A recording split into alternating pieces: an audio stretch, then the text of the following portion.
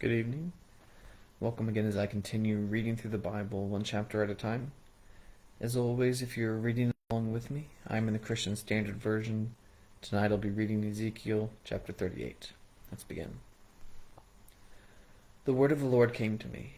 Son of man, face Gog of the land of Magog, the chief prince of Meshech and Tubal. Prophesy against him and say, This is what the Lord God says. Look, I am against you, Gog, chief prince of Meshech and Tubal.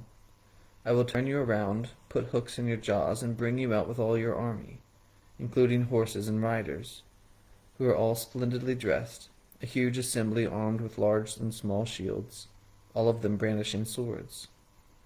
Persia, Cush, and Put are with them, all of them with shields and helmets.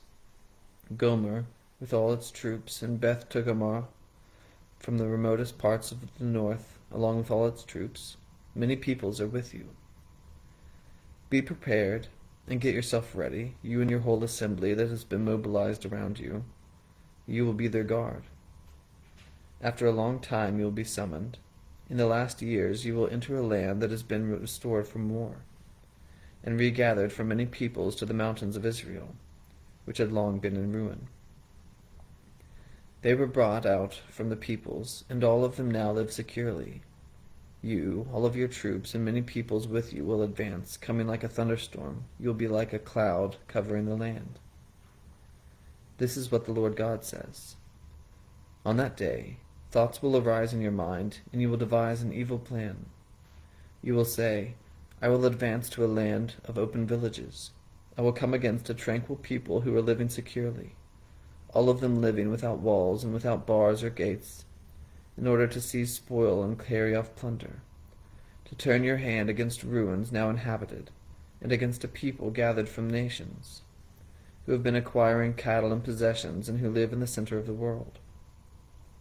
Sheba, Dedan, and the merchants of Tarshish, with all its rulers, will ask you, Have you come to seize spoil? Have you mobilized your assembly to carry off plunder, to make off with silver and gold, to take cattle and possessions, to seize plenty of spoil? Therefore prophesy, Son of man, and say to Gog, This is what the Lord God says. On that day, when my people Israel are dwelling securely, will you not know this, and come from your place in remotest parts of the north, you and many people with you, who are all riding horses, a huge assembly, a powerful army? You will advance against my people Israel like a cloud covering the land.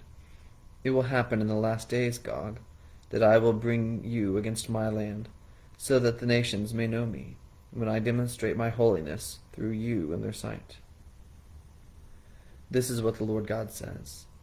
Are you the one I spoke about in former times through my servants, the prophets of Israel, who for years prophesied in those times that I would bring you against them? Now on that day, the day when Gog comes against the land of Israel, this is the declaration of the Lord God. My wrath will flare up.